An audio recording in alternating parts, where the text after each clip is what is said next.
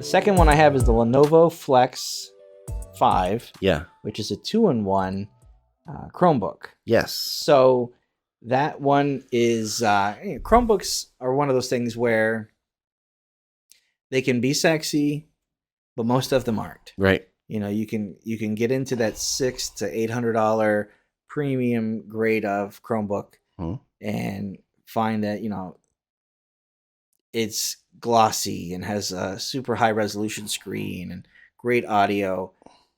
And then you get into pretty much everything at about 500, 450 and lower. And then it's kind of like tossing the dice. Sometimes you just get something at, especially at the $200 to $300 price point, something that's just a little utilitarian. Sure. Very common. And for what a lot of people do, they don't care. Right. It's a Chromebook. It's designed to be, thrown in a bag, or it's your second computer in the house. It's the one that the kids use for schoolwork. Sure. They go back and forth. A lot of times schools will supply the Chromebook for students. Yeah.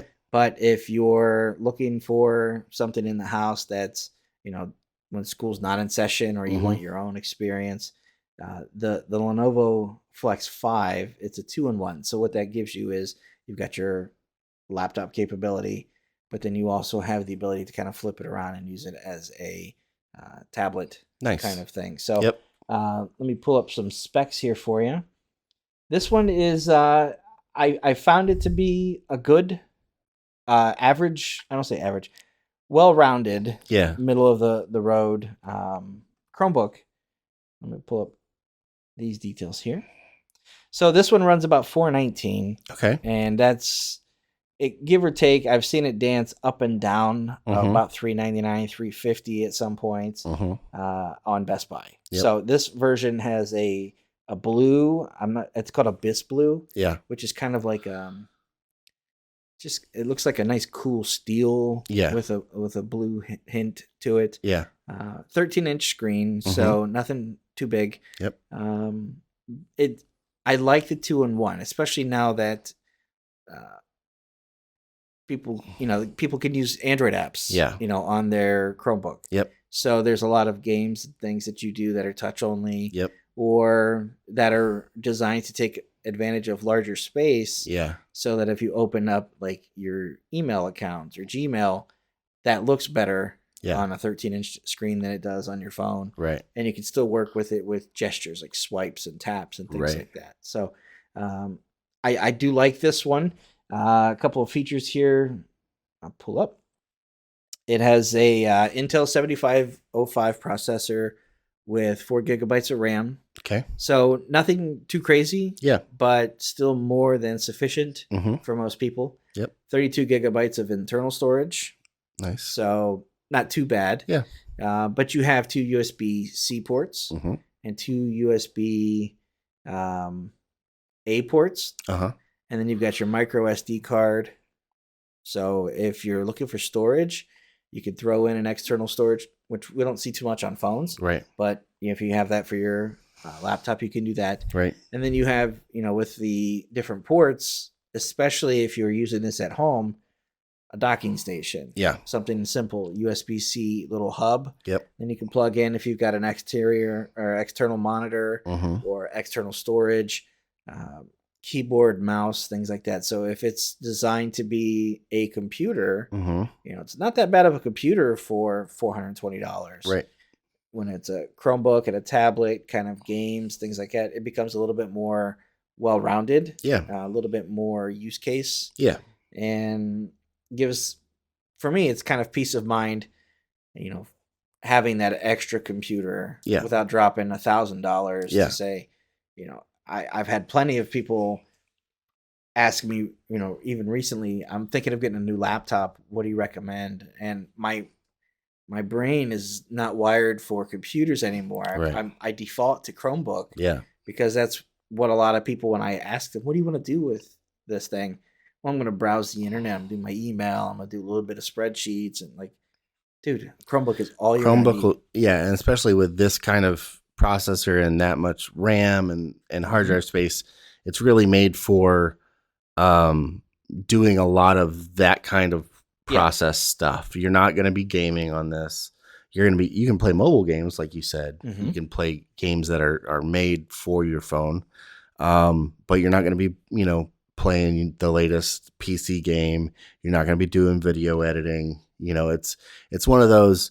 Chromebooks get, I think, an unfair bad rap for the lack of power sometimes. Yeah. When that's not what they're made to do. Right. They're made for, like, we have one at home that we got for just paying bills and looking at the internet while we're watching TV. Mm-hmm. We have a desktop computer that I have that'll do all of the editing and all that kind of stuff. But a laptop, if you don't need it to do all of that stuff, there's a lot of really affordable options that do a lot of really cool things. Yeah. And I do like the 2-in-1 mm-hmm. feature, because sitting down at a table, that laptop, it feels nice to have something to type on. Mm-hmm. But there are times when you sit back on the couch or in bed and you don't have the laptop to work from. So when you flip that around and you just kind of close that and it just becomes like a touch device, mm-hmm. it doesn't feel too heavy. Obviously, it does feel heavier than a tablet. Sure. But it gives you this kind of, nice, strong tablet feel mm-hmm. to it. So if you haven't had a chance to do a 2-in-1, I think you would be surprised at how that works. Yeah. Especially if you spend a lot of time with phones, you know how the apps work and you know how the touch type things work.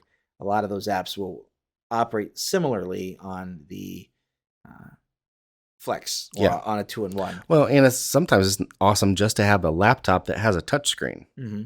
Like that's huge sometimes. Just a point of clarification, this has a single USB 3 Type A port. Okay. It's 2 DisplayPort output. Right. So gotcha. This is good if you are plugging in an external monitor or something else, so it doesn't have to go through the hub. Right. So I just wanted to clarify that. This particular configuration is a model that is available through Best Buy, mm-hmm. but there are some other Flex and other 2-in-1 through Lenovo's website, Amazon, Walmart, other outlets as well. So I'll put the link to this particular model in the description for the video. Cool. So that is the Flex 5, and just to give you some scores, I did score this pretty well. At 419, you'll have to average them out for me here. Sure. Okay, so build quality 4. Okay. I gave it 4s. Actually, the only thing I did was I gave it a 3 on audio. So you're going to be dividing. It'd be probably just under 4. 3.9. 3.9, yeah. So the audio, I gave it a 3. And that's not to say things about this particular one. It is above average. Yeah. 2.5, I'll say is, right down the middle. For 3, it's not bad. I think it's dual stereo is what they qualify it as. Sure. Laptops never really impressed me that much. I've never sat down at one where I was just like, oh, right. It's kind of like listening to music on your phone. Right. If I have to, I will. Mm-hmm. If I'm watching a YouTube video or tutorial, if I'm doing work and it's got a video or something going on, if I'm listening to a podcast, perfectly serviceable. Mm-hmm. It's just not something where you're like, I'm going to put on YouTube music, right, and we're going to use this as the centerpiece of our evening. Right. So right. That's the only reason I gave it a 3. Okay. Other than that, so it's a 3.9. Yeah. Yep. So that's the Flex 5 2-in-1 Chromebook.